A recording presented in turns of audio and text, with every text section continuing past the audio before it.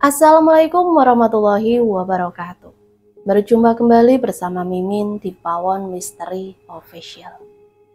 Semoga kita semua selalu mendapat lindungan Allah Subhanahu wa Ta'ala ya. Amin ya Robbal Alamin. Kesempatan kali ini Mimin akan membagikan satu cerita misteri. Seperti apa ceritanya? Mari kita mulai.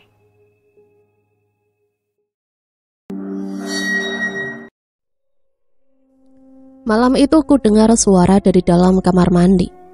Cepat aku bangun, kulirik jam dinding pukul 3:14. Ngapain sih jam segini udah mandi? Bukannya subuh pukul 5, pikirku. Oh, atau mungkin pikirku masih bergelut sendiri. Ku amati tubuhku, masih seperti saat mau tidur. Pakaian masih lengkap. Kalau tadi nggak terjadi apa-apa, ngapain jam segini udah mandi sih? Lagian terlalu cepat, masih ada waktu 1 jam lebih untuk sholat subuh. Pikirku masih berusaha mencari jawaban. Suara air di kamar mandi belum juga hilang. Tak sabar, aku pun turun dari ranjang, bergegas menuju kamar mandi. Ingin ku gedor pintu kamar mandi tersebut. Baru saja aku mengangkat tangan untuk mengetuk pintu, aku teringat kalau suamiku 2 hari yang lalu berangkat keluar kota untuk mengurus pekerjaannya, dan minggu depan baru pulang. Astagfirullahaladzim. Cepat aku memutar badan, berlari ke ranjang dan kembali meringkuk di bawah selimut. Ku coba menenangkan diri. Malam itu aku benar-benar dilanda rasa takut. Padahal aku termasuk orang yang pemberani. Aku tetap bertahan di dalam selimut hingga subuh. Meski suara dari kamar mandi sudah menghilang. Ada rasa lega saat mendengar suara azan. Perlahan kubuka selimut yang menutupi tubuh dan wajah. Aku menarik nafas panjang, mengumpulkan keberanian untuk ke kamar mandi. Bukankah aku harus menunaikan kewajibanku, salat subuh? Jantung berdetak lebih kencang, bahkan aku bisa mendengar suara detaknya. Perlahan pintuku buka. Kepala celingukan seperti mencari sesuatu di sana. Kosong. Ya, kamar mandi telah kosong. Hanya gayung yang berayun di atas permukaan air. Ada rasa penasaran yang terselip di hati. Takut tapi penasaran. Mengingat suami yang masih di luar kota hingga minggu depan. Kalau kembali menyergap, bagaimana kalau kejadian tadi malam terulang lagi?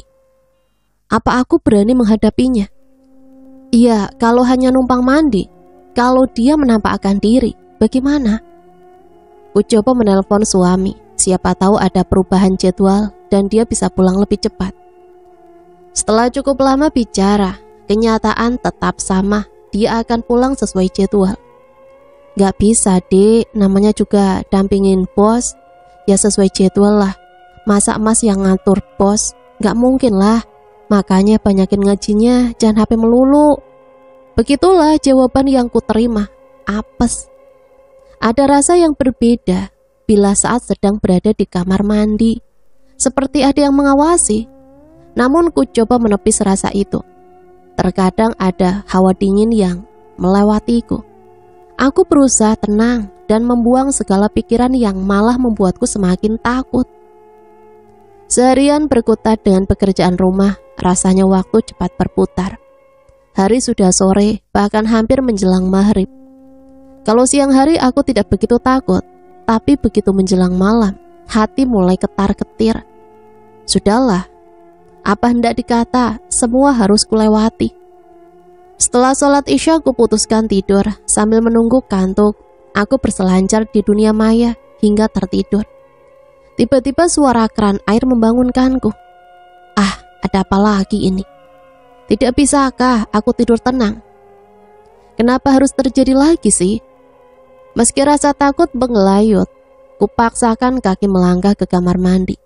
Aku mengambil nafas panjang untuk sedikit menenangkan diri. Kubaca ayat-ayat sebanyak yang ku bisa. Perlahan pintu kamar mandi terbuka. Tak sanggup aku menceritakan apa yang ada di sana. Ya karena kamar mandiku gelap gulita. Sementara lampu di ruangan lain juga mati. Bagaimana mungkin aku sanggup menceritakan apa yang tak terlihat? Ingin rasanya berbalik dan melanjutkan tidur, tapi suara kran sangat mengganggu pendengaran. Tanganku meraba dinding untuk mencari saklar. Kenapa nggak ketemu sih? Padahal aku yakin sudah mencari di tempat benar. Nggak mungkin kan saklar listrik pindah sendiri. Aku menarik nafas saat tiba-tiba tanganku menyentuh sesuatu. Dingin sekali. Entah apa, yang jelas bukan saklar, apalagi dinding. Entah mengapa tanganku cukup lama bertahan di sana. Lama-lama baru kusadari bahwa itu adalah sebuah wajah. Ya, wajah. Wajah siapa malam-malam begini ada di kamar mandiku? Keadaan masih tetap gelap. Tiba-tiba tenggorokanku terasa kering. Perlahan tak sanggup untuk sekedar berteriak. Ingin lari, tapi sepertinya kakiku terpaku di lantai kamar mandi. Sementara suara keraman seperti sedang mengelilingiku. Ada angin yang berhembus ke wajah. Rasanya aku ingin pingsan agar tidak mengalami sesuatu. Ya benar, kenapa aku tidak pingsan saja sih? Jangankan pingsan, berkedip pun tak bisa.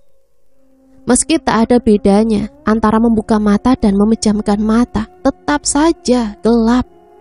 Keraman itu semakin dekat di telinga. Bahkan aku bisa merasakan sesuatu yang dingin menyentuh telingaku, disertai angin yang berhembus. Aku berusaha sekuatnya untuk membaca ayat-ayat yang kupisah. Tapi sekedar menyebut nama Allah pun aku tak mampu. Lidah keluh, aku bagai patung yang tak bisa apa-apa. Hanya bernafas yang masih kuingat. Allahu Akbar. Lampu seketika menyala. Seiring bibirku menyebut nama Allah. Setelah berusaha sekuat tenaga, tubuh luruh dan lunglai. Malam itu aku menangis sejadi-jadinya. Mengapa harus mengalami semua ini di saat suami tidak berada di rumah? Tubuh lemah tak bertenaga. Untuk kembali ke tempat tidur pun kulakukan dengan merangkak. Sementara keran air mati dengan sendirinya.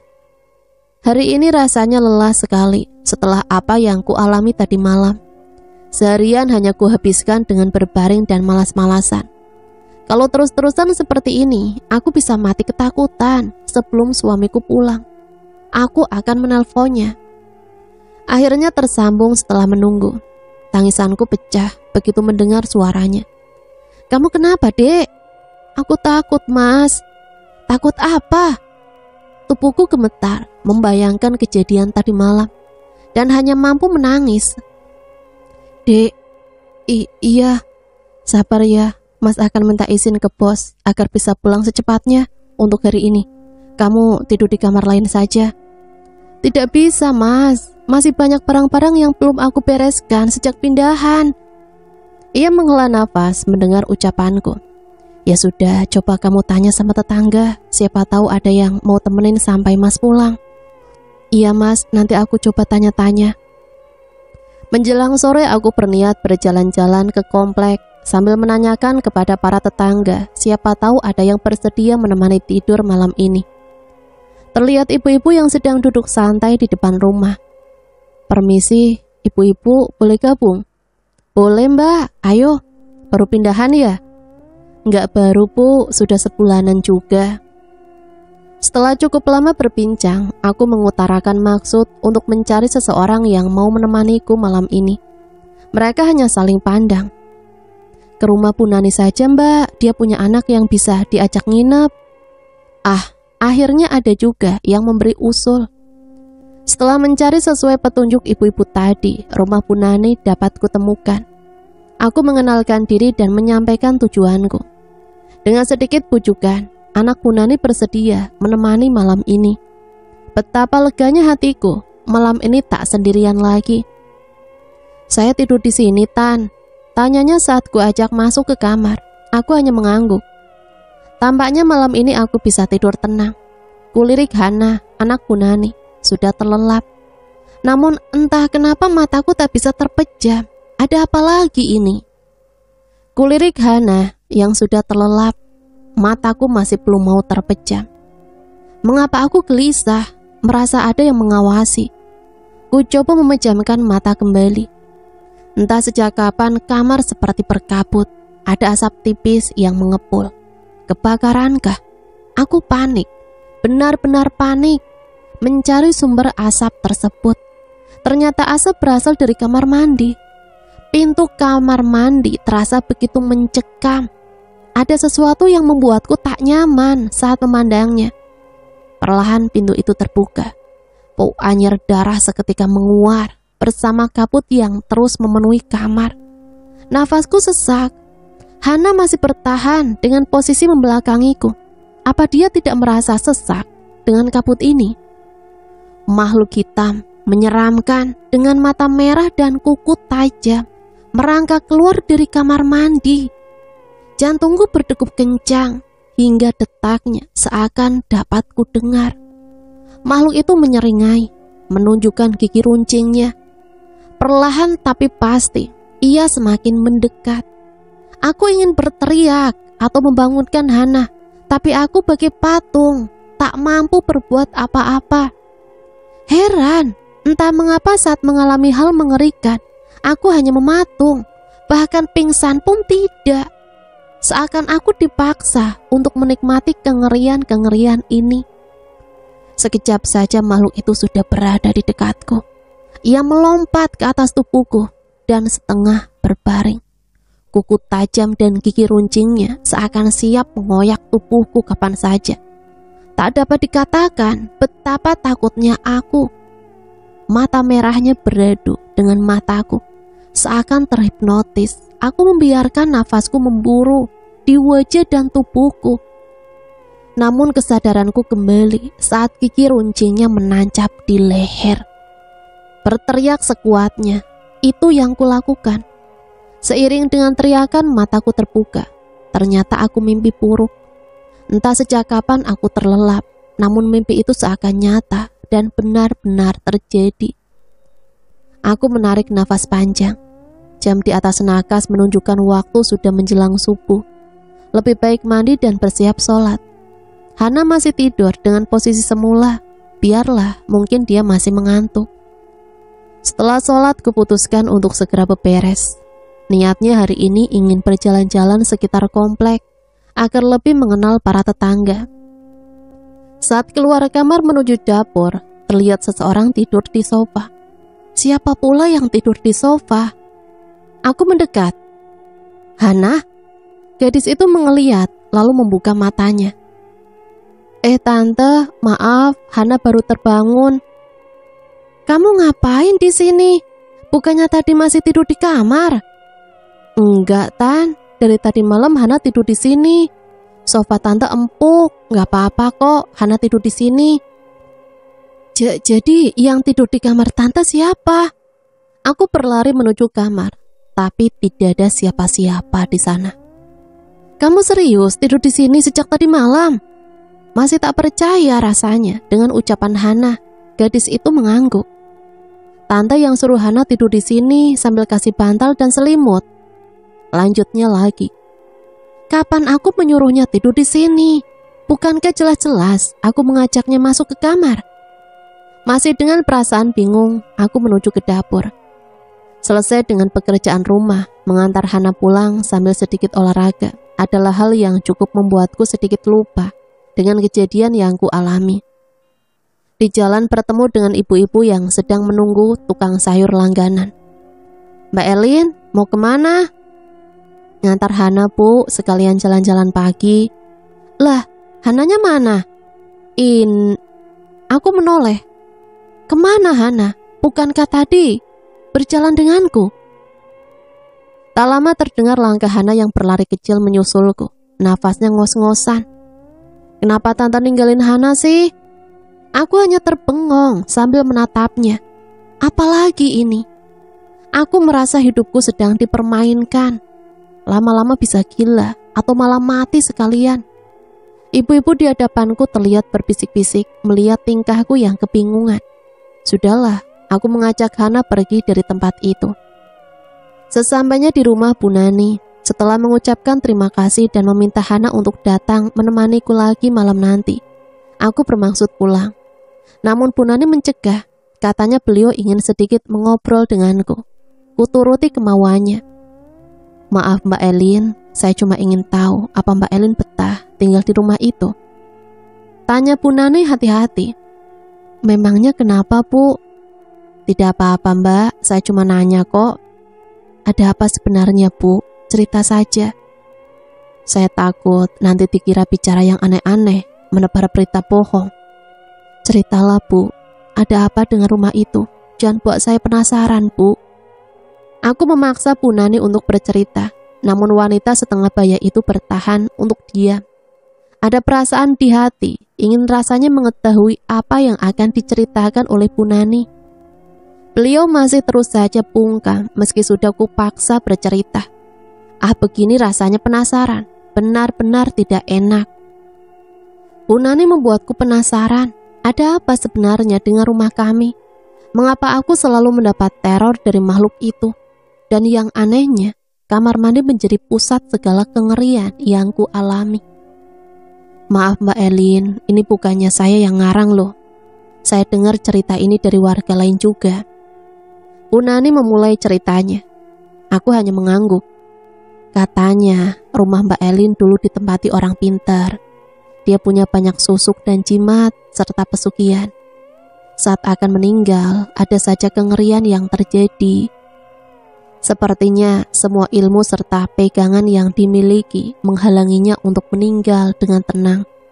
Anak-anaknya tidak ada yang mau mewarisi, jadi semua ilmu dan pusaka-pusaka itu dibuang dan ditanam di rumah itu. Terang Bu Nani. Bukannya hal seperti itu bukan perkara mudah Bu. Anak-anaknya minta bantuan guru ngaji dari luar kota Mbak. Saya juga kurang mengerti yang begituan. Jadi kenapa saya yang diteror Bu? Bukan cuma Mbak Elin, penghuni rumah itu berkali-kali ganti loh. Kabarnya tuh makhluk halus mau balas dendam, atau mungkin cari majikan baru gitu Mbak. Waduh, bagaimana kalau yang dikatakan Bu Nani itu benar? Sementara kami sudah terlanjur membeli rumah itu. Sedangkan untuk mencari rumah lain atau mengontrak lagi, tentu kami harus mengeluarkan uang lagi. Kembali ke rumah orang tua, rasanya tidak mungkin. Mau kerja apa suamiku di sana? Kami merantaukan tujuannya untuk mencari pekerjaan yang lebih layak. Terdengar suara dari ponselku, ternyata pesan masuk. Alhamdulillah sore ini suamiku pulang. Segera aku permisi kepada Bu Nani. Mungkin suami saya sore ini pulang Bu, sepertinya malam ini Hana tidak perlu menemani saya. Oh gitu ya, nggak apa-apa Mbak, nanti kalau ada perlu telepon saja. Bu Nani pun memberikan nomornya. Bahagianya, tinggal hari ini aku di rumah sendirian. Sore nanti suamiku akan pulang. Sesampainya di rumah, aku berberes seperti biasa. Kuputuskan masak nanti sore saja. Untuk makanku seorang bisa kubeli di warung. Lelah setelah beberes membuatku tertidur. Apalagi aku sering sulit tidur belakangan ini. Aku tidur dengan posisi telungkup, memeluk guling. Sedang asik terlelap. Terasa kakiku diusap lembut, dengan mata sedikit terbuka, kulihat suamiku sudah duduk di tepi ranjang. Dia sedang mengusap lembut kaki-kakiku, dan kurasa usapan itu semakin ke atas menuju betis. Mas, ngapain sih? Geli tahu? Ucapku sambil sedikit menggoyangkan kaki, namun usapannya malah sedikit ke atas. Mas, apa nggak capek? Lagian aku ngantuk banget. Aku pun mengempaskan kaki, membuat tangannya terlepas. Ia memandang tajam, mungkin tersinggung karena merasa ditolak. Sorot matanya seakan ingin menerkamku. Biarlah, kantuk benar-benar menguasaiku saat itu. Sambil melengos ia pergi ke kamar mandi, sementara aku melanjutkan tidur kembali. Astagfirullah, aku terbangun setelah cukup lama hanyut dalam mimpi. Segera menunaikan sholat zuhur. Teringat bahwa tadi suamiku sudah pulang. Tapi kemana dia? Ku cari ke seluruh sudut rumah, tetap tidak ada. Apa halusinasiku saja? Untuk memastikan kuhubungi nomornya. Jawabannya membuatku tercengang tak percaya. Mas masih di perjalanan, Dek. Memang kenapa? Mau titip sesuatu?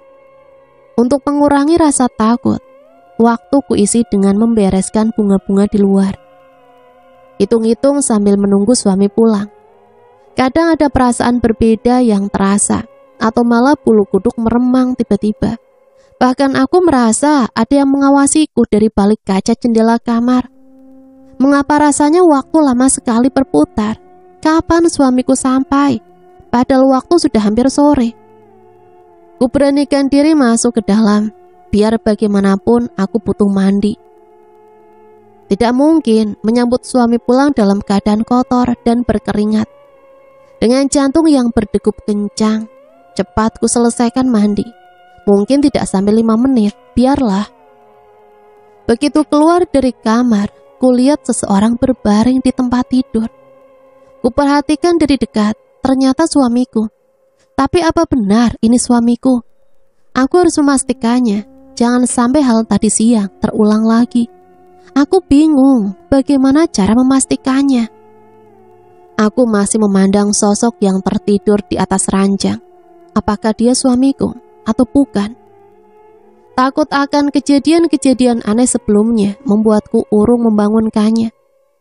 Apa ku telepon saja? Ku ambil ponsel di atas nakas, kemudian sibuk mencari nomor yang akan kuhubungi dengan posisi membelakangi ranjang.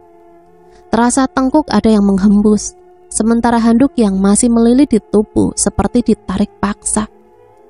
Ah, bodohnya aku, kenapa tadi tidak memakai pakaian dulu? Ingin menoleh, tapi rasa takut terlampau besar. Aku hanya mematung sambil memejamkan mata saat sebuah tangan mencengkram pundakku dan memutar tubuhku untuk berbalik. Saat tubuh sudah berbalik, kurasa hembusan nafas di wajahku. Masih dengan mata terpejam, menahan takut. Kurasa tangan itu mulai bermain di wajah. Apa yang harus kulakukan? Kalau tetap terpejam, aku tidak tahu makhluk seperti apa dia. Tapi jika membuka mata, belum tentu tahan melihat wujudnya. Penciumanku menangkap satu aroma yang khas, membuat hati semakin ragu. Dek, kamu ngapain? Dari tadi merem terus. Mata terbuka seketika, mendengar suara yang tidak asing lagi. Mas, kamu sudah pulang? Iyalah, kamu aja yang lama banget mandinya. Lagian pintu gak dikunci, kalau ada orang asing masuk gimana? Teledor kamu, Dek. Lama? Padahal aku hanya beberapa menit mandinya. Ah, jangan-jangan aku dipermainkan makhluk-makhluk yang menghuni kamar mandi itu. Atau mungkin ada di dimensi waktu yang berbeda di sana. Tidak mungkin. Kuusap aja kepala yang tidak gatal. Kamu tahu aja Mas kangen, udah siap-siap mandi lagi. Ia tersenyum menggoda. Aduh Mas, telat maghriban nih. Aku pun meninggalkannya yang masih senyum-senyum sendiri. Malam hari dia menanyakan tentang hal-hal yang kualami beberapa hari terakhir. Tepatnya setelah di rumah sendirian. Setelah mendengar semua cerita, dia hanya mengangguk-angguk. Kamu gak percaya Mas? Bukannya gak percaya Dek, tapi aku belum pernah mengalami hal-hal mistis seperti itu. Makanya sholat sama ngajinya jangan sampai ditinggal Dek. Mas pikir aku gak sholat dan ngaji? Gak semua yang kita lakukan harus diumbar dan diceritakan Mas. Berarti niatnya yang harus diperbaiki. Hanya karena Allah lillahi ta'ala, bukan sekedar menggugurkan kewajiban doang. Aku melengos dan membelakanginya. Kenapa jadi aku yang disalahkan? Melihat sikapku, ia pun langsung mengusap punggungku dengan lembut. Ya udah, besok Mas coba tanya-tanya, mungkin ada yang ngerti beginian.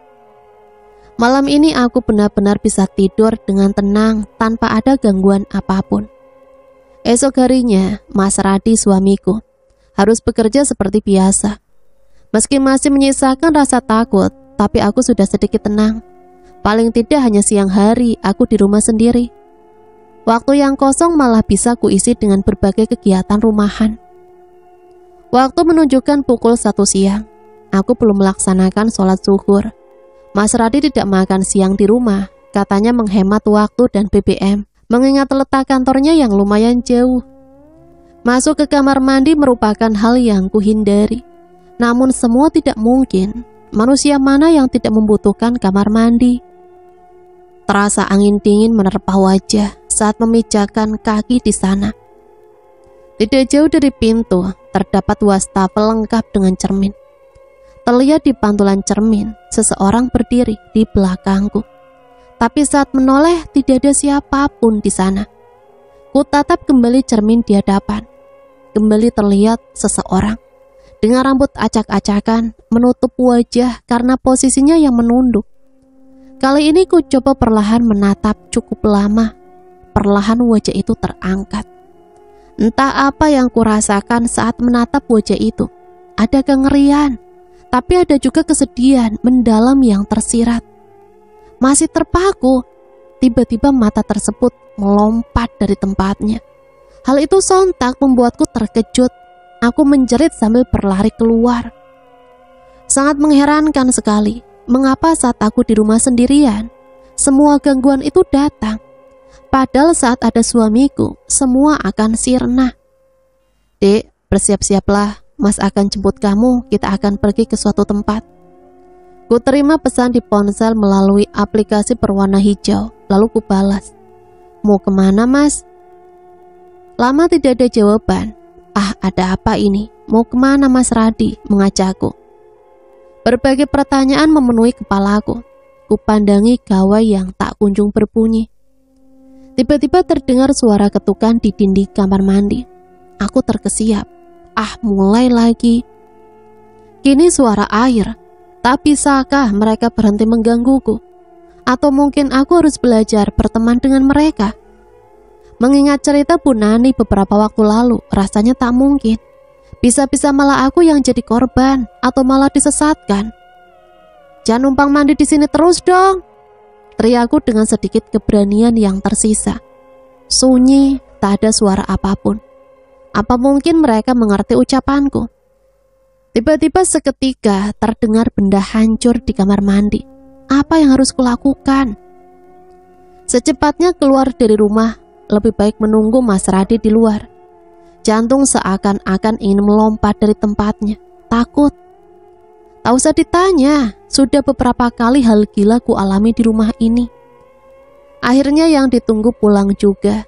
Mas Randi heran melihatku menunggu di teras rumah. Kenapa nunggu di sini, Dek? Udah siap-siap. Aku menggeleng. Lelakiku itu mengerutkan dahinya. Takut. Dia menarik nafas panjang mendengar jawabanku, lalu menggendengkan tangan mengajak masuk. Mas mau ajak kamu ketemu seseorang, katanya dia tahu tentang hal gaib. Dukun? Bukanlah, Dek, katanya sambil tersenyum. Udah ganti baju sana. Enggak ah, maunya ditemenin di kamar. Kalau Mas nungguin kamu ganti baju di kamar, bisa-bisa kita nggak jadi pergi. Ih, mesum. Aku melengos sambil meninggalkannya. Gak apalah mesum sama istri sendiri juga. Ternyata dia mengikutiku ke kamar. Sesamanya di kamar, rasa ragu menyergapku saat teringat kejadian tadi. Kamar mandi yang memang berada di dalam kamar itu menyita perhatian. Perlahan kubuka pintunya, bersih, tidak ada bekas apapun di sana. Jadi apa yang tadi ku dengar? Kulirik Mas Radi sebelum masuk. Mungkin ia lelah. Baru sejenak menyentuh ranjang, matanya sudah terpejam. Lebih baik pintu kamar mandi tetap terbuka untuk mengurangi kengerian yang terasa. Tiba-tiba angin dingin melewatiku, seiring pintu yang tertutup sendiri.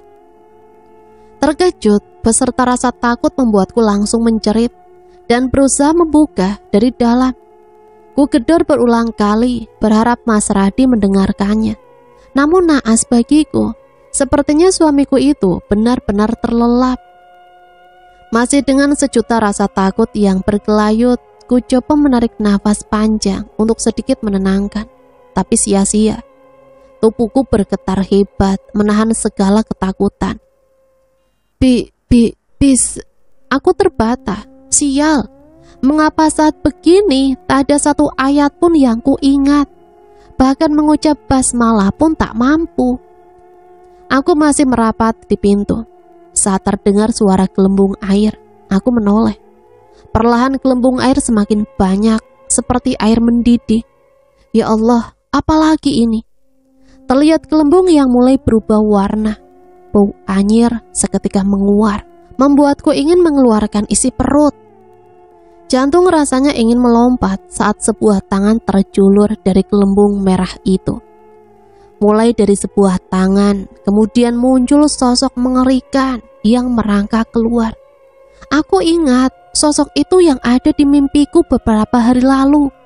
Sosok itu semakin mendekat, merapat, kemudian menyerengai tepat di depan wajahku. Terlihat taring-taringnya yang runcing. Bau anyir yang sedari tadi memenuhi udara semakin membuat mual saat bau busuk seperti bangkai menyertainya. Kuku hitam dan panjang kini bermain di wajahku, seakan ingin mencongkel mata dan merobek wajah. Ya Allah, jika aku harus menemui ajal saat ini, aku ikhlas. Tapi jangan begini ya Allah, aku tidak ingin mati di tangan iblis ini. Beruntungnya aku masih mengingat Allah. Meskipun agak terlambat, sehingga Dia memberikan pertolongan padaku. Seketika semua hilang saat terdengar ketukan di pintu. Saat itu pula kepala terasa pusing dan semuanya gelap. Aku pingsan. Terasa pipi ditepuk perlahan. Sebuah suara memanggilku. Dek. Mataku mengerjap memastikan apa yang terjadi. Ternyata aku sudah berada di ranjang. Kamu kenapa bisa pingsan di kamar mandi sih, Dek? Pikiran menerawang mengingat kembali kejadian yang ku alami. Mas, aku takut, Mas. Takut apa? Bukannya ada Mas di sini. Dia berusaha menenangkan. Aku mulai menangis. Mengapa hidupku sekarang hanya berputar-putar di rumah ini dan selalu berakhir dengan kehadiran makhluk-makhluk astral tersebut? Kondisiku sekarang benar-benar menyedihkan. Dek, mungkin kamu harus sedikit mengisi waktu dengan kegiatan luar rumah. Jadi tidak selalu berjibaku dengan kengerian yang sering kamu katakan. Mas kan sudah tahu, aku tidak mudah berinteraksi dengan orang yang asing atau belum begitu ku kenal, Mas. Dia hanya mengangguk, membenarkan ucapanku. Benar, aku dahulu seorang yang introvert. Pribadi yang tertutup membuatku jarang dekat dengan siapapun. Saat mulai mengenal Mas Radi, barulah aku bisa sedikit terbuka, membuka diri. Jadi kalau sekarang aku harus beramah tamah dengan orang, rasanya sulit sekali. Untung aku sempat berjalan-jalan beberapa waktu lalu dan bisa mengenal Bu Nani. Kalau tidak, mungkin aku hanya sebatas tetangga baru yang tertutup dan kurang bersosialisasi. Dek, perginya kita tunda saja ya. Kondisi kamu kayaknya tidak memungkinkan. Ucap Mas Radi membuyarkan lamunanku. Sekarang aja, Mas, aku ingin semua ini cepat berakhir. Kamu yakin ini sudah malam, Dek? Besok aja ya. Dengan perasaan kecewa, aku pun mengangguk. Sepertinya langkah kami hari ini terhalang oleh kejadian yang menimpa aku. Hari ini rencana Mas Radi untuk mengajakku pergi gagal. Padahal begitu inginnya aku mengetahui apa yang sebenarnya terjadi dengan rumah kami. Gangguan yang sering ku alami langsung menghilang saat Mas Radi berada di sisiku. Keesokan harinya, aku meminta izin untuk mengajak Hana menemani. Dia menyetujuinya dan langsung membawaku ke rumah Bu Nani. Setelah menurunkanku, dia langsung berangkat ke tempat bekerja. Mbak Elin, tumben pagi-pagi sudah di sini, ucap Bu Nani saat melihatku. Iya Bu, saya mau minta tolong lagi. Aku mengutarakan maksud kedatanganku. Bu Nani mengiyakan, tapi Hana harus menyelesaikan pekerjaannya dulu. Tak masalah bagiku menunggu, yang penting hari ini tidak sendirian di rumah. Sambil menunggu Hana, Bu Nani menemaniku ngobrol. Mbak Elin diganggu lagi. Aku hanya mengangguk, ngeri rasanya bila mengingat kejadian kemarin. Tapi saya heran, Bu, kenapa setiap kali suami saya ada, tidak ada kejadian apapun. Kalaupun ada, hanya saya yang merasakan dan suami tidak. Waduh, kenapa gitu ya? Jangan-jangan tuh setan emang ngincer Mbak Elin. Ucapan Bu Nani semakin membuatku takut dan gelisah. Benar-benar ini ibu, sudah tahu kejadian yang kualami, malah menambah argumen yang tidak-tidak. Penghuni yang lama sering diganggu juga, Bu. Tanyaku lagi. Meskipun takut, tak bisa kupungkiri ada rasa penasaran di hati. Iya Mbak, yang sering lihat anaknya kalau orang tuanya sesekali. Mereka pindah karena apa, Bu? Mungkin sama dengan Mbak Elin, hanya saja terakhir kali mereka di sini ada tukang yang meninggal. Katanya lagi renovasi kamar utama, lagi buat kamar mandi di dalam. Nggak tahulah Mbak, nanti dikira saya nakut-nakutin. Akhirnya Hana selesai dengan pekerjaannya. Sebelum sampai di rumah, aku sempatkan membeli beberapa bahan makanan di warung. Rencananya aku ingin mengajak Hana membuat rujak. Hana membantu pekerjaanku yang belum selesai, seperti mencuci piring bekas sarapan. Kamu nggak ngelanjutin kuliah, Han? Nggak Tante, rencana Hana mau cari kerja aja. Selama ini kamu di rumah aja. Hana mengangguk. Di sini aja, temenin Tante setiap hari. Nanti Tante kasih uang jajan kamu. Tanya ibu dulu, Tan. Kalau dibolehkan, kamu mau kan? Pagi kamu datang, nanti kalau sore kamu bisa pulang sambil menunggu dapat kerjaan.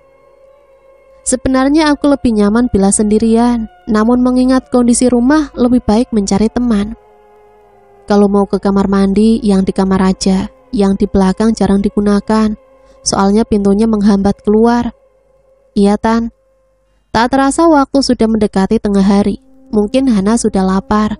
Aku mengajaknya makan siang. Hana ke kamar mandi dulu ya, Tan. Maaf, numpang kamar mandi di dalam. Iya, masuk aja ke dalam. 5 menit, 10 menit, 15 menit. Hana tak juga keluar dari kamar mandi. Mengapa lama sekali dia? Atau jangan-jangan dia mengalami hal sepertiku? Rasa khawatir mulai menyergap. Segera masuk ke kamar untuk melihatnya. Namun belum sempat masuk, Hana sudah keluar. Lama banget, Han. Ayo makan, Tante masak ayam goreng nih. Kuperhatikan cara Hana makan. Wah, kelihatannya dia lapar sekali. Tanpa basa-basi dia menghabiskan semua makanan di meja. Aku sampai melongo dibuatnya. Selera makan yang luar biasa. Selesai makan kami hanya menonton TV. Suasana terasa sepi karena anak Bu Nani ini hanya diam. Mungkin dia kekenyangan. Tanpa sadar mataku terpejam dan tertidur. Tiba-tiba suara mengeram membangunkanku. Terlihat Hana duduk di depan kulkas yang terbuka. Sedang apa dia? Ku dekati untuk mencari tahu. Hana, kamu ngapain? Tidak ada jawaban. Hanya mulutnya yang mengeram. Ada apa dengannya? Ku tarik bahunya untuk melihat apa yang dilakukannya. Astagfirullahaladzim, Hana! Aku terkejut melihat perbuatannya. Mulutnya masih mengeluarkan suara geraman yang membuat bulu kuduku berdiri. Sementara wajahnya belepotan dengan cairan kemerahan. Mulutnya penuh dengan makanan, sementara di tangannya terdapat potongan ayam mentah yang kusimpan di kulkas tersebut. Aku menampik tangannya, matanya menatap tajam padaku. Ada ketidaksukaan di sana, bergidik rasanya ditatap seperti itu. Aku mundur beberapa langkah saat gadis itu mendekat. Wajahnya hanya jarak beberapa senti dengan wajahku. Keraman masih terdengar samar. Hana, kamu kenapa? Ucapku sambil mengguncang tubuhnya yang kaku dan keras. Merasa tak senang dengan apa yang kulakukan, ia pun mendorongku. Dengan sekali hentak, tubuhku terhuyung ke belakang. Kuat sekali tenaganya. Perlahan gigi runcing terlihat di sela bibirnya. Rambut mulai berubah acak-acakan. Sedangkan kuku-kukunya tumbuh memanjang berwarna hitam. Matanya pun berubah merah. Hana berubah wujud menjadi makhluk mengerikan. Kututup mulut dengan tangan melihat kejadian yang mengerikan itu. Jantung berdebar lebih kencang. Makhluk itu berjalan mendekat kembali, membuatku terpojok ke dinding. Bau anyir dan busuk seperti bangkai memenuhi ruangan, membuatku ingin muntah. Wajah mengerikan itu mendekat seakan mengendusku. Lututku gemetar, begitu juga dengan persendian lainnya. Namun entah mengapa, makhluk itu tiba-tiba berbalik dan pergi menuju kamar dengan menembus tembok. Tubuh terkulai lemas, kuatur nafas setenang mungkin. Setelah beberapa menit terduduk, teringat Hana. Kemana dia? Jika yang sedari tadi bukan Hana, berarti Hana belum keluar juga dari kamar mandi. Atau Hana telah menjadi korban. Dengan sisa tenaga, secepat mungkin aku berlari ke kamar mandi. Terlihat tubuh gadis itu di lantai. Ku guncang sambil memanggil namanya. Matanya terpejam. Seketika panik menyerangku, membuat tubuhku kembali gemetar. Mengapa gadis itu tidak bangun juga? Meninggalkah dia? Ku periksa nafas dan denyut nadinya masih ada. Mungkin dia hanya pingsan, tapi apa yang terjadi sebenarnya? Ku bawa tubuh itu ke ranjang, meski dengan susah payah dan sedikit menyeretnya. Bagaimana cara menyadarkannya? Tangan dan kakinya terasa dingin. Ku balur dengan minyak, semoga ia segera sadar. Sambil menunggu Hana sadar, aku menelpon Mas Radi dan menceritakan semua. Suamiku menyarankan untuk memanggil Ibu Nani, tapi aku takut disalahkan telah membuat anaknya pingsan. Kini aku hanya bisa menunggu. Tangan gadis itu mulai bergerak, matanya sedikit terbuka. Kasihan dia. Ada sedikit memar di lengannya. Sedikit mengusap tangannya mungkin akan memberikan kekuatan. Hana, kamu sudah sadar? Hana, kenapa Tan? Justru Tante yang mau tanya, kamu kenapa bisa pingsan di kamar mandi? Gadis itu terdiam, berusaha mengingat sesuatu. Dipijitnya pelipis perlahan. Mungkin kepalanya masih pusing. Aku membiarkan agar dia lebih fokus mengingat, kemudian menyodorkan air putih yang telah aku sediakan sejak tadi. Setelah minum, ia mulai bercerita. Tadi, sepertinya dia ragu untuk menceritakannya. Tadi kenapa? Cerita ke Tante. Tadi waktu Hana masuk kamar mandi, ada seseorang di sana, Tan. Wajahnya sedikit rusak. Hana berteriak panggil Tante, tapi gak dengar. Ia berhenti sejenak untuk mengambil nafas. Saat orang itu mendekat, Hana berusaha lari keluar, tapi tertabrak pintu, terus jatuh dan gak ingat apa-apa lagi. Lengan kamu memar, sakit. Sedikit, mungkin kena pintu, Tan. Kira-kira siapa dan apa yang ada di kamar mandi Tante ya, Han? Dia menggeleng. Tante, Hana pamit pulang aja ya. Gadis itu membuyarkan lamunanku. Pulang, jangan sekarang ya. Kamu kan dari tadi pingsan dan belum makan, pasti lapar. Tante ambil makanan dulu ya. Sambil menunggu Hana selesai makan, kembali kuhubungi Mas Radi. Berharap dia akan segera pulang agar rencana menemui seseorang yang katanya mengerti akan hal-hal mistis dapat segera kulakukan. Menjelang sore suamiku pulang. Sesaat sebelum Hana pamit, sedikit lebih cepat dari biasanya. Han, besok kesini lagi ya temani Tante. Hana mengangguk. Kali ini rencana kami tidak boleh gagal. Setelah bersiap seadanya, kami meluncur menuju daerah di pinggiran kota. Meskipun jaraknya tak begitu jauh dari pusat kota, tapi daerah tersebut masih terlihat asri. Pepohonan membuat suasana makin terasa sejuk. Rumah-rumah yang terlihat bersih dan rapi menambah indah pemandangan. Sepertinya ada sesuatu di tubuh Mbak Elin, sehingga memancing makhluk-makhluk tersebut untuk mendekat. Mungkin Mbak Elin punya ilmu atau amalan-amalan yang dijalankan untuk tujuan tertentu. Tidak ada, Ustadz. Mungkin ilmu dari leluhur yang tidak diketahui Mbak Elin, tapi dari tadi ada yang mengikuti hingga ke sini. Ucap beliau lagi sambil tersenyum. Aku dan suami saling berpandangan, bulu kuduk meremang seketika. Ucapan beliau membuatku takut. Lelaki tua itu malah terkekeh melihat ekspresi kami. Apa rumah kami benar-benar berhantu ya Ustadz? Sepertinya begitu, nanti saya main ke sana untuk melihatnya. Oh ya, sebenarnya bukan berhantu, tapi ada jin yang tinggal di sana. Terus kenapa bila Mas Radi berada di rumah, gangguan-gangguan itu malah hilang? Sama dengan Mbak Elin, ada yang menjaga Mas Radi. Mungkin itu dari leluhurnya yang menyuruh untuk menjaga. Dan bisa saja jin yang menjaga Mas Radi lebih kuat atau lebih sakti dengan yang ada di rumah. Setelah cukup lama di sana, kami pun pamit, mengingat malam yang kian menyelimuti. Berat sekali kaki ini untuk masuk ke dalam rumah. Jika ada tempat lain yang bisa untukku pulang, lebih baik pergi ke sana. Namun apa hendak dikata, hanya rumah ini satu-satunya tempat tinggal kami. Terpaksa aku pun mengikuti langkah suamiku masuk. Kami terkejut saat melihat rumah dalam keadaan porak-poranda. Entah apa yang terjadi.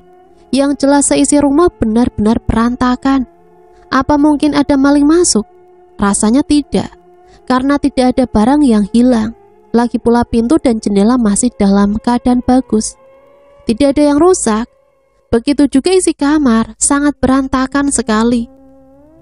Lagi-lagi kami hanya saling berpandangan, kemudian membereskan rumah bersama. Malam sudah sangat larut saat kami selesai dan mulai menuju peraduan untuk beristirahat. Namun baru saja mata ini memejam, terdengar suara yang begitu dekat. Suara yang ditimbulkan dari garukan-garukan di dinding kamar mandi. Suara itu kian nyata terdengar, membuatku tak dapat memejamkan mata kembali. "Mas, kamu dengar itu?" Ku guncang tubuh Mas Radi yang telah terlelap. Namun dia tetap tidur, bahkan dengkurannya semakin kuat. Suara garukan dari kamar mandi mulai menghilang, berganti dengan suara keraman dan sedikit tumbukan di dinding. Seperti ada kemarahan di sana. Sekelebat bayangan seakan lewat sambil menggoyangkan korden. Tak berapa lama terdengar suara dentuman seperti benda yang jatuh cukup keras di lantai kamar mandi. Aku hanya terpaku di ranjang, mendengar semua suara-suara itu. Sepertinya doa-doa yang tadi dibacakan untukku belum cukup mengusir segala gangguan ini. Hanya saja kali ini tidak ada penampakan. Entah karena doa dari Pak Ustadz atau karena ada Mas Radi. Akhirnya satu malam, aku hanya terduduk, terpaku tanpa bisa istirahat sedikit pun. Suara-suara itu mulai menghilang menjelang pagi, saat terdengar suara mengaji dari masjid. "Mas, rasanya aku sudah tidak tahan dengan semua gangguan yang sering ku alami, Mas. Cari kontrakan saja yuk," ucapku di sela sarapan. "Ngontrak itu nggak gampang, Dek. Apalagi kita sudah terlanjur beli rumah ini, kan sayang uangnya. Belum lagi nanti kalau pindahan, pasti repot." Setelah sarapan, suamiku itu segera bersiap untuk berangkat kerja. Ada rasa was-was. Bagaimana jika hari ini ada sesuatu lagi yang terjadi? Lelah dengan semua hal yang mengganggu terus setiap hari tanpa jeda. Ia memandang sesaat, mungkin berat meninggalkanku sendirian di rumah. "Ya udah, ayo sekalian jemput Hana." Seperti kemarin, aku turun di rumah Bu Nani. Terlihat sepi. Apa mereka masih tidur? Gak mungkin, biasanya jam segini Bu Nani sudah bangun. "Bu, kenapa rumah Bu Nani sepi ya?" Ku coba bertanya pada salah satu tetangganya. "Loh, memang Mbak Elin belum tahu? Tadi malam anaknya tiba-tiba sakit dan langsung dibawa ke rumah sakit." "Anak yang mana, Bu?" "Hana, Bu." Kali ini aku benar-benar shock. Bukankah kemarin Hana baik-baik saja? Dia juga terlihat sehat. Aku lupa. Kemarin kan Hana kutemukan pingsan di kamar mandi. Apa ini ada hubungannya dengan sakitnya Hana? Kembali kuhubungi ponsel Bu Nani. Semoga kali ini ada yang menjawab. "Iya Mbak Elin." Terdengar suara wanita setengah baya itu. "Alhamdulillah." "Bu Nani, katanya Hana sakit. Memang Hana sakit apa, Bu?" Cukup lama Bu Nani diam. "Saya juga nggak tahu, Mbak. Kemarin sepulang dari rumah Mbak Elin, dia baik-baik saja. Tapi saat tengah malam, anak itu teriak-teriak, katanya tubuhnya sakit semua. Karena bingung, kami bawa saja ke rumah sakit." "Rumah sakit mana, Bu?" Setelah Bu Nani memberikan nama rumah sakit dan alamatnya, aku pun pulang. Sepanjang jalan pikiranku terus dihantui pertanyaan-pertanyaan tentang Hana. Namun pertanyaan itu malah membuatku semakin pusing dan was-was. Setelah meminta izin dengan suami, aku pun pergi ke rumah sakit menggunakan angkutan umum. Sepanjang perjalanan menuju rumah sakit, terlihat seorang lelaki tua yang tengah memperhatikan. Entah apa sebabnya, tatapannya membuatku tak nyaman. Apa ada yang salah dengan penampilanku? Rasanya aku biasa saja, tidak ada sesuatu yang menarik perhatian. Kuberanikan diri bertanya, karena sudah jengah terus diperhatikan seperti itu. "Ada apa, Kek? Apa saya mengenal kakek?" Tanyaku hati-hati. "Kamu tidak mengenal saya, Nak. Teman kamu itu yang pernah bertemu saya. Ternyata dia sudah punya majikan baru." kakek itu memberi isyarat seolah ada seseorang di sebelahku. Maksud kakek apa? Saya sendirian, kek. Aku panik dengan ucapan kakek tersebut, padahal bangku di sebelahku kosong. Bukan kamu yang ngajak. Ternyata dia masih berusaha mencari manusia yang mau diikutinya, bahkan secara paksa. Aku semakin tak karuan. Benarkah yang dikatakan kakek ini? Bukankah Ustadz Dani juga mengatakan bahwa ada yang mengikuti hingga ke rumahnya? Bagaimana ini? Kamu tinggal di mana, nak? Aku menyebutkan komplek perumahan tempat kami tinggal. Kakek itu malah menyebutkan alamat lengkapku. Bagaimana bisa? Ternyata menurut penuturannya beliau pernah ke sana saat rumah itu belum menjadi milik kami. Karena merasa bahwa kakek itu tahu sesuatu tentang rumah yang kutempati, maka aku menceritakan tentang apa yang menimpa Hana. Kakek itu manggut-manggut, kemudian menawarkan diri untuk ikut menjenguk Hana. Aku pun tak keberatan. Bu Nani, gimana keadaan Hana? Aku pun menyalami wanita setengah baya itu. Sudah mendingan, Mbak, tapi penyakit pastinya belum diketahui karena tadi malam hanya ada dokter jaga. Pagi ini dokter spesialisnya baru masuk. Katanya mau di rongsen agar ketahuan sakit apa. Apa boleh saya menemui Hana, Bu? Iya, silakan, Bu. Bu Nani membawaku masuk ke dalam ruangan. Anak ini bukan sakit biasa. Meskipun di rongsen tidak akan kelihatan penyakitnya. Ada sesuatu yang menempel di tubuhnya. Suara kakek Sarjo menyadarkanku bahwa aku datang bersama beliau. Kakek ini siapa? Mengapa ikut Mbak Elin ke sini? Bu Nani pun terheran dan baru menyadari keberadaan lelaki tua tersebut. Kakek Sarjo memperkenalkan diri dan menceritakan pertemuan kami. Tak lupa beliau juga menceritakan bahwa pernah datang ke rumahku dan sangat mengenal pemilik yang lama. Beliau juga mengerti bahwa ada sesuatu di rumah yang kutempati saat ini. Saya kenal dengan penghuni rumah itu. Tapi untuk saat ini sebaiknya kita fokus untuk membantu mengobati Hana, ucap lelaki tua itu. Sebenarnya apa yang terjadi dengan Hana, kek? Saya belum tahu pasti. Sepertinya ada yang menempel di tubuhnya. Entah ingin ikut atau hanya mengganggu, saya belum yakin. Aku dan Bu Nani saling berpandangan mendengar penuturan kakek Sarjo. Rasanya semua di luar logika. Masih asik berbincang, terdengar suara Hana memanggil. Kami segera berlari masuk. Terlihat gadis itu menggerakkan badannya seperti sedang meronta. Tolong, Bu! Kek Sarjo yang turut masuk segera menghampiri. Beliau menggerakkan tangan di atas tubuh Hana seperti sedang menahan sesuatu. Sambil mulutnya komat-kamit, kami hanya memperhatikan dari jauh. Namun tiba-tiba tubuh Kek Sarjo terpental ke belakang. Beliau terhuyung sesaat. Setelah berdiri kembali, lelaki itu kembali berusaha mendekati Hana. Terlihat beliau seperti sedang berkelahi dengan seseorang. Untunglah di ruangan tersebut tidak ada pasien lain. Karena suara-suara berisik dari Kek Sarjo yang sedang bertarung dengan makhluk tak kasat mata, beberapa orang berusaha mencari tahu dan masuk ke ruangan itu. Ada yang terheran-heran, tapi ada juga yang melihat sesaat kemudian pergi. Kembali Kek Sarjo terpelanting beberapa langkah. Nampaknya beliau kewalahan menghadapi lawannya. Maaf, sepertinya saya butuh bantuan. Tolong bacakan doa untuk minta pertolongan Allah. Pakai bahasa Indonesia juga nggak apa-apa. Yang penting yakin pada Allah agar menolong kita. Alhamdulillah semua kembali tenang saat azan zuhur berkumandang. Hana terbaring lemah sementara Kek Sarjo duduk bersila di lantai. Mungkin memulihkan kembali tenaganya. Bu Nani segera menghampiri Hana, sedangkan aku dengan sigap memberikan minum pada Kek Sarjo.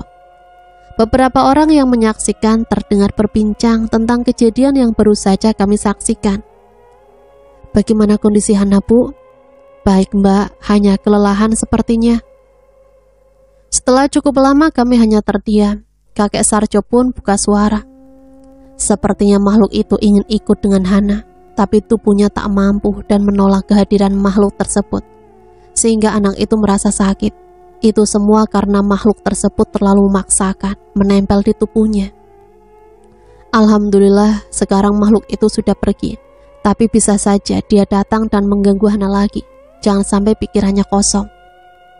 Lelaki tua tersebut juga menceritakan bahwa pernah satu perguruan dan berteman dengan pemilik rumah yang lama.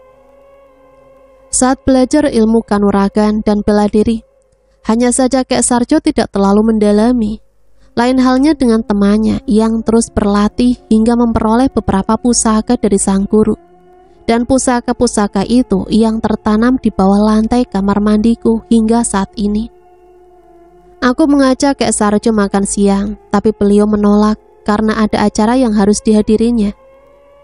Selama 3 hari Hana dirawat, dan selama itu pula aku turut menemani di rumah sakit. Setiap pagi Mas Radi mengantar sambil berangkat kerja. Begitu pula sore hari saat pulang, dia akan menjemputku. Begitu juga saat Hana sudah pulang. Aku kerap ke rumah Bu Nani hingga tengah hari. Biarlah daripada aku harus di rumah sendirian. Sambil menunggu Mas Radi pulang, aku menyalakan TV. Tak lama ponsel berbunyi. Ternyata pesan dari suamiku yang memberitahukan bahwa hari ini ada rapat dan pulang terlambat. Hatiku mulai ketar-ketir, membayangkan akan berada di rumah sendirian. Meminta bantuan Bu Nani lagi rasanya tidak mungkin, mengingat kondisi Hana yang belum pulih benar. Perlahan mataku mulai terasa berat. Rasanya kantuk yang menyerang tak dapat ditahan. Aku pun tertidur. Entah berapa lama mata ini terpejam. Aku tersentak saat mendengar ketukan di pintu. Siapa sih? Setelah membuka pintu ternyata Mas Radi. Sudah pulang, Mas. Dia pun masuk dan langsung menuju kamar mandi. Terdengar suara air mengguyur tubuhnya. Ah, Mas Radi memang pembersih sekali. Selalu mandi setiap habis bepergian. Setelah mandi, lelakiku itu duduk di sofa sambil menonton TV, sementara aku membuatkan minuman hangat untuknya. Biasanya kami selalu menyempatkan mengobrol tentang apa saja sebelum akhirnya tidur. Namun sepertinya malam ini Mas Radi sedang ingin dilayani. Ia segera mengajakku ke kamar, padahal malam belum begitu larut. Ia terlihat begitu bersemangat, sepertinya ia benar-benar sedang bergairah. Dan ternyata tak cukup sekali ia mencumbu dan bergumul dalam kenikmatan bersamaku. Kami mengulanginya lagi dan lagi, hingga persendianku rasanya mau lepas. Kami sama-sama terkulai dalam kepuasan. Bahagia rasanya melihat seukir senyuman di bibirnya. Terdengar suara ponsel. Di mana ponselku? Ah, aku meninggalkannya di ruang TV. Sambil mengenakan pakaian lalu mencari ponsel, sementara Mas Radi kembali membersihkan dirinya di kamar mandi. Tanpa melihat layar, aku langsung mengangkat panggilan tersebut. Halo Dek, maaf ya, sepertinya Mas pulang terlambat. Motor Mas mogok nih, lagi di bengkel. Tanganku bergetar mendengar, dan kepalaku serasa berputar. Bila Mas Radi masih di bengkel, jadi siapa yang telah bergumul denganku? Lututku lemas seketika.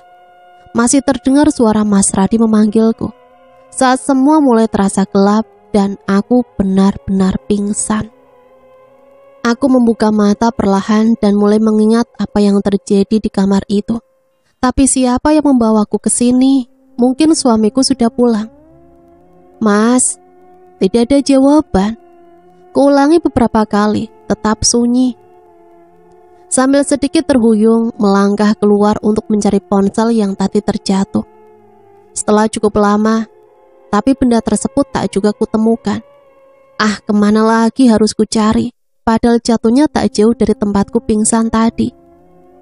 Terdengar suara motor di luar. Ternyata Mas Radi baru pulang. Jadi siapa yang membawaku ke kamar? Bulu kuduku seketika meremang. Setelah menjawab salam, aku membuka pintu dan langsung menangis di dadanya. Ia terlihat bingung. Kenapa, Dek? Tak tahu harus menjawab apa. Haruskah aku ceritakan apa yang tadi terjadi? Bagaimana jika dia marah dan tidak percaya padaku? Saat itu hanya tangisanlah yang bisa mengurangi segala sesak di hati. Dek, coba ceritakan apa yang terjadi. Mas bingung lihat kamu tiba-tiba nangis gini. Aku menggeleng, belum siap untuk memberitahukan. Namun sepertinya lelaki itu masih diliputi rasa penasaran dan cemas. Lama banget pulangnya, Mas. Aku takut di rumah sendirian. Kamu diganggu makhluk astral lagi? Aku mengangguk. Dieratkan pelukan di tubuhku, sementara aku masih belum bisa meredakan tangis. Lama kami terdiam, hanya isakan yang masih terdengar. Dia mengelus lembut kepala sambil mencium kening, mungkin ingin menenangkan. Mas mandi dulu ya, lengket banget rasanya. Perlahan dilepas pelukannya. Aku mengikuti ke kamar dan menunggu sambil duduk di ranjang. Teringat bahwa tadi langsung pingsan dan belum sempat mandi. Ku ketuk pintu kamar mandi. Apa dek? Buka dulu mas. Setelah pintu terbuka sedikit, langsung ku dorong agar bisa masuk. Kamu mau ngapain dek? Aku juga kegerahan mas, pengen mandi tapi takut mandi sendirian. Barengan ya. Dia tersenyum nakal, lalu ditutupnya pintu kamar mandi. Kamu itu beneran takut atau modus sih? Mas, jangan mulai deh. Akhirnya mandi yang biasanya selesai dalam setengah jam, kini 1 jam lebih kami lakukan karena diselingi dengan ngobrol dan bercanda. Untungnya malam itu kondisi kamar mandi sedang tidak seperti biasanya, yang kerap meninggalkan kengerian dan aura mistis. Sejak saat itu hidupku semakin tak karuan. Kejadian di luar nalar semakin sering. Bahkan aku merasa seakan terus diawasi. Belum lagi mimpi buruk yang terus hadir. Mimpi yang sama hampir setiap malam. Namun seperti biasa, keadaan akan kembali normal saat Mas Radi ada di rumah. Semakin hari tubuhku rasanya sedikit melemah, sering pusing dan lelah. Sepertinya ada yang tak beres dengan tubuhku. Tapi entah apa itu. Selain itu aku juga sering uring-uringan tanpa sebab. Bahkan tak jarang ada kebencian yang tiba-tiba datang saat melihat suamiku. Apa yang kualami ini? Semoga semua ini segera berakhir. Semakin hari kebiasaan burukku kian bertambah. Suami yang tadinya tak pernah protes dengan apa yang kulakukan, sudah berkali-kali mengingatkan.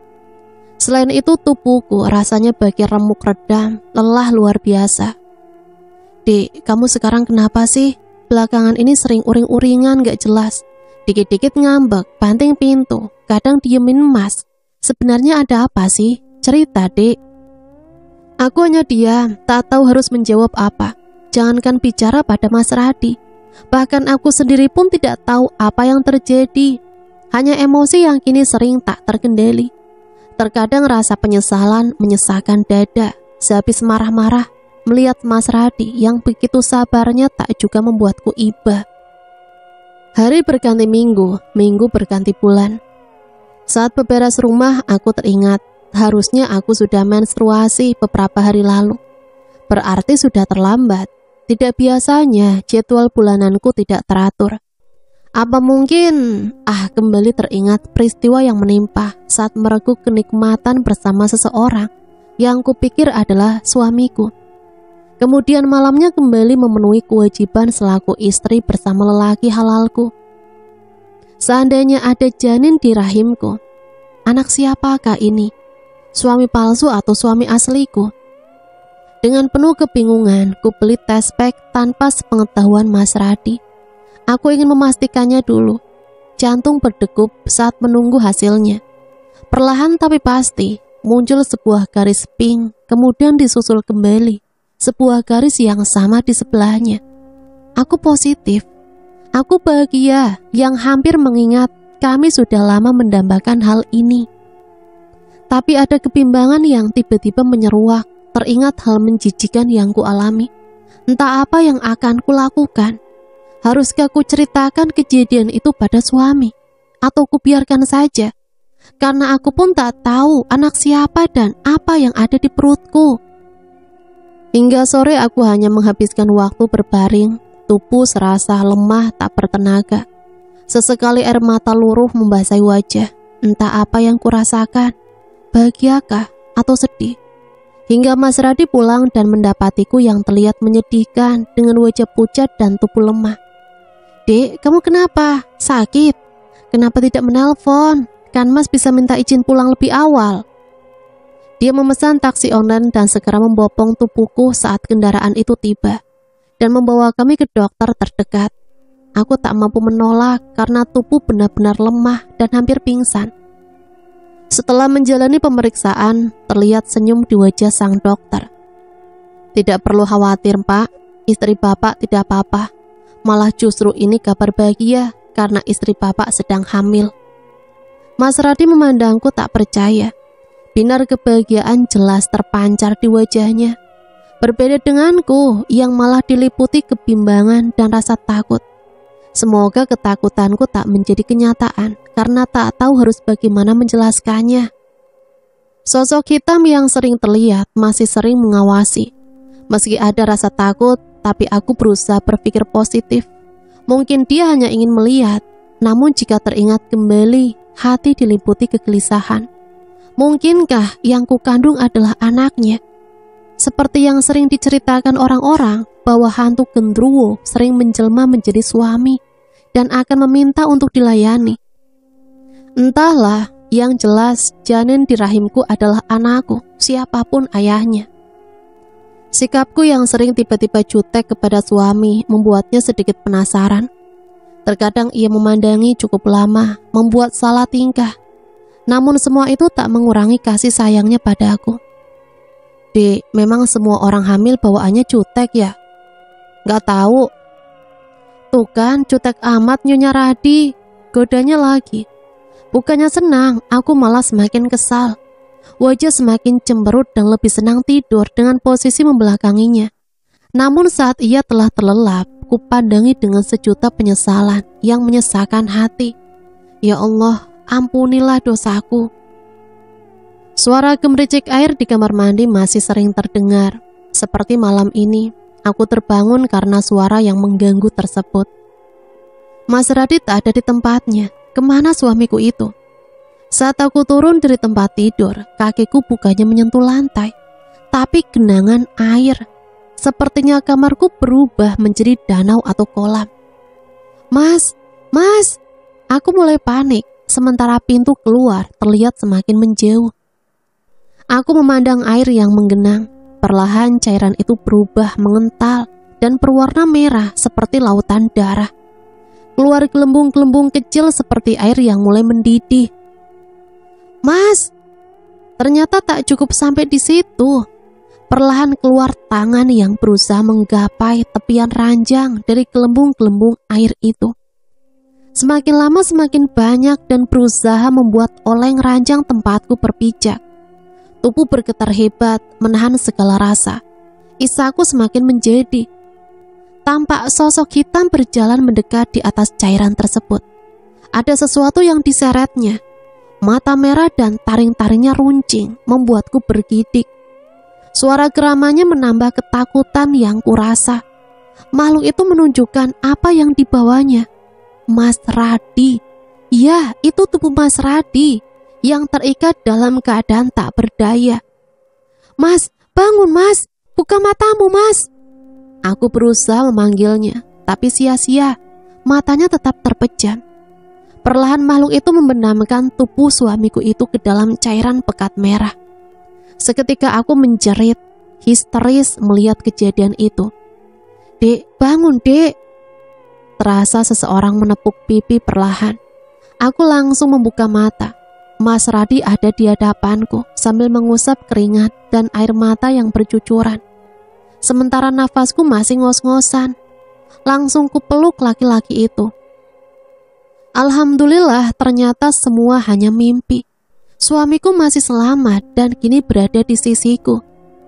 Kamu mimpi buruk lagi, Dek. Mas, aku takut, Mas. Makanya kalau mau tidur baca doa. Saat aku kembali tertidur, sekelebat bayangan seakan lewat dan hilang menembus dinding kamar mandi. Aku terhenyak ingin mengatakannya pada suamiku, tapi ternyata dia sudah kembali terlelap meski tangannya masih memelukku.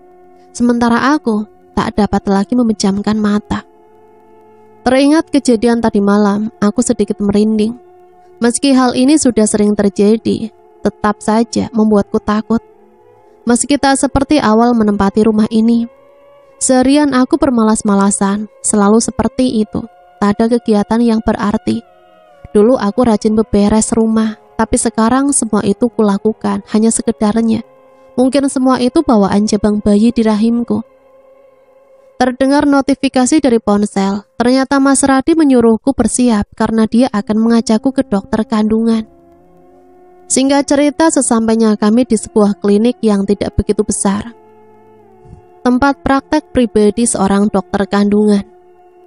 Kami masuk ke ruangan periksa. Terlihat seorang wanita dengan baju putih tersenyum ramah. Diawali dengan pengolesan gel, dia mulai meletakkan alatnya di atas perutku. Terlihat sesuatu di layar. Alat digeser mencari posisi yang tepat. Entah mengapa perasaanku sedikit tidak enak. Terlihat Dr. Herli mengerutkan keningnya. Sepertinya ada sesuatu yang ingin dikatakan, tapi urung setelah memandangku. Mudah-mudahan bayinya sehat, tapi setelah ini saya ingin berbicara dengan ibu. Sebenarnya ada apa dengan kandungan saya, Dok? Saya tidak tahu bagaimana menjelaskannya, Bu. Saya lihat ada sesuatu yang tidak biasa dengan kandungan ibu. Memang benar ada bayi di rahim ibu. Tapi sepertinya selain bayi, ada sesuatu yang lain. Jika itu adalah penyakit, semisal kista atau sejenisnya, tentu bisa dideteksi. Namun saya tidak dapat mengatakan dengan pasti itu apa. Yang saya takutkan, hal itu akan mengganggu perkembangan janin ibu. Jadi apa yang harus saya lakukan, Dok? Saya pernah menjumpai hal seperti ini sebelumnya. Maaf, apa ibu pernah mengalami sesuatu? Atau apalah yang mungkin berpengaruh kepada kandungan ibu? Aku menunduk, ingin bercerita tapi berat rasanya. Saya seorang dokter yang mengerti secara medis, tapi saya percaya bahwa ada dunia lain yang diciptakan Allah. Segala yang terjadi sesungguhnya atas kehendak Allah. Kalau ibu tidak siap bercerita, tidak apa-apa. Perbanyak ibadah ya, Bu, dan lebih mendekatkan diri kepada Sang Pencipta agar senantiasa dilindungi. Aku menangis sesegukan. Betapa sayangnya Allah padaku, sehingga sering bertemu dengan orang-orang baik. Mereka selalu mengingatkan dan berusaha membantu, meski hingga sekarang belum ada solusi untuk apa yang kuhadapi. Keluar dari ruangan Dr. Herli, Mas Radi langsung menyambutku. Terlihat sekali ia penasaran dengan apa yang kami bicarakan. Mengherankan sekali memang, jarang ada dokter yang percaya akan hal-hal di luar nalar manusia, apalagi sampai begitu pedulinya seperti yang dilakukan Dr. Herli. Ada apa, Dek? Apa ada masalah dengan kandunganmu? Gak ada, Mas. Kalau ada pasti dokter akan ngasih tahu kamu kan? Kamu kan bapaknya. Mas Radi tersenyum, kemudian menggendengku keluar dari klinik tersebut. Lelah rasanya membuatku langsung merebahkan badan begitu sampai di rumah. Padahal klinik yang kami datangi tidak begitu jauh, masih terngiang ucapan Dr. Herli. Semoga tidak terjadi hal-hal yang tidak diinginkan. Hari-hari terasa semakin berat bagiku. Di samping perut yang semakin membuncit, banyak hal yang sering ku alami. Namun semua itu berusaha ku abaikan. Beberapa kali makhluk yang sering menampakkan wujudnya menghampiri dan menatapku dengan mata merahnya. Beberapa kali pula Mas Radi menemukanku pingsan. Berada di rumah sendiri adalah satu yang paling membuatku takut. Meski hal-hal mengerikan sudah menjadi makananku sehari-hari, namun semua itu tak cukup bagi Mas Radi untuk mempercayainya. Sementara aku sendiri sudah malas membahasnya. Setiap kali pingsan selalu mengalami kejadian-kejadian aneh. Suamiku hanya beranggapan bahwa aku kelelahan karena kehamilan. Seperti sebelumnya, setiap Mas Radi berada di rumah, semua kengerian itu seakan sirna. Itulah yang membuatnya tidak terlalu percaya dengan cerita-ceritaku. Ada satu hal yang membuat Mas Radi heran. Setiap kali ia berniat membacakan ayat suci Al-Quran di dekat perutku, terasa kontraksi dan nyeri menyerang. Gerakan bayi di rahimku menjadi lebih aktif. Menurutnya itu pertanda baik. Anak kami merespon apa yang dibacakannya. Berbeda denganku, yang selalu memintanya untuk mengurangi hal itu, karena tidak tahan dengan rasa sakit yang mendera. Kamu aneh, Dek, hamil malah ibadahnya menurun. Protesnya. Mas, aku hanya mengurangi ngajiku, Mas. Bukan berarti tidak melakukannya sama sekali. Perutku sering sakit kalau berlama-lama ngaji. Ya sudah, yang penting jangan sampai meninggalkan sholat ya. Aku hanya mengangguk. Bulan berganti hingga tiba hari kelahiran. Sebenarnya masih beberapa hari lagi sesuai perkiraan dokter. Mungkin bayi di rahimku ingin segera melihat dunia sehingga lahir lebih cepat dari perkiraan. Saat itu aku sedang di rumah sendiri. Setelah merasakan sakit yang kian menjadi, aku menelpon suami memintanya untuk segera pulang. Dengan tertatih berkali-kali aku harus ke kamar mandi, dan terakhir kali terlihat darah yang mulai merembas di kedua pahaku. Aku takut yang menjaleri hati. Degup jantung terasa semakin cepat. Pada saat yang bersamaan, terlihat makhluk hitam bermata merah mulai mendekati. Masih dengan menahan sakit, aku mulai mencoba keluar untuk menghindarinya. Entah kekuatan dari mana yang membuatku mampu bergerak menjauhinya, meski dengan merangkak. Sementara air mata terus mengalir dari sudut netra. Makhluk itu tidak sendirian, ada makhluk lain yang juga berusaha mendekatiku, mengikuti darah yang membekas di lantai. Sepertinya kali ini aku harus berjuang antara hidup dan mati. Tangisku semakin menjadi, apalagi melihat makhluk mengerikan itu semakin mendekat. Ya Allah, lindungi aku dan anakku. Aku yakin Allah akan mendengarku. Benar saja, tak berapa lama Mas Radi pulang. Ia segera membawaku ke klinik Dr. Harley. Segala keperluan sudah kusiapkan jauh-jauh hari. Sesamanya di klinik, dokter dan perawat segera membawaku ke ruangan bersalin. Ibu yang semangat ya, tuh dibaca. Dokter menunjuk sebuah tulisan yang cukup besar tertera di dinding ruang bersalin. Itu surat Maryam dari Al-Quran yang juga doa untuk meminta kemudahan dalam melahirkan. Luar biasa sekali dokter ini, sampai memikirkan sejauh itu. Memang benar, bila dalam keadaan panik, orang akan mudah lupa meski sudah dihafal sebelumnya. Cukup lama ku tahan rasa sakit yang luar biasa ini. Rasanya tanganku ingin melumat apa saja yang dapat kugapai. Ingin menangis, tapi air mata tak lagi mau keluar. Mas Radi berusaha menenangkan sambil terus menggenggam tanganku. Bukannya tenang, aku malah meremas tangan dan bajunya sekuat tenaga, sambil berusaha mengejang seiring kontraksi yang terasa. Akhirnya bayiku keluar, seorang bayi perempuan, tapi kondisinya memprihatinkan. Ada bagian-bagian tubuh yang sedikit membiru. Dengan usaha dari Dr. Harley dan tim medisnya, anakku dapat selamat. Setelah menginap 1 malam, tenagaku mulai pulih. Dokter membolehkanku pulang. Kami sepakat untuk merahasiakan tentang bayiku, sementara aku dan suami tetap akan mengasuhnya meski semua di luar harapan. Iya, bayiku bukan bayi manusia, melainkan bayi berbulu dengan mata merah yang mengerikan. Semua terpekik melihatnya, termasuk Mas Radi. Ia menatapku lekat. Sepertinya banyak pertanyaan dalam hatinya. Aku menceritakan semua peristiwa yang kualami di rumah, termasuk saat aku mengira bahwa sosok yang kulayani adalah dirinya. Lelaki itu tak kuasa menahan air matanya. Ia memelukku erat, tubuhku berguncang karena menahan isakan. Maaf Dek, Mas tidak peka dengan semua yang kualami, tidak mempercayai cerita-ceritamu. Mas bersalah telah membiarkanmu menghadapi semuanya sendirian. Mas memang suami tak berguna, tak mampu melindungi istrinya. Apakah gangguan di rumah berhenti sampai di situ? Tidak. Ini bukan hanya aku yang mendapat objek perbuatan makhluk-makhluk tersebut. Hampir setiap malam, bayi berbuluku sering berpindah tempat. Malah terkadang aku mendapatinya terapung di atas bak kamar mandi. Namun bayi perempuanku masih dapat kujaga. Malam itu terjadi kerusakan aliran listrik, tidak ada penerangan, membuatku dilanda takut. Api berkobar menyambar spray kemudian menjalar. Aku berusaha mematikannya, tapi karena panik, kibasan kain di tangan malah menyambar parfum yang tak jauh dari tempatku berdiri.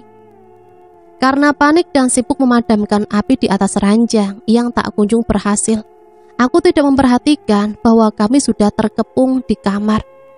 Dikelilingi kobaran api yang kian membesar. Terdengar suara warga yang mencoba membantu di luar, tapi api sudah terlanjur besar dan sulit dipadamkan.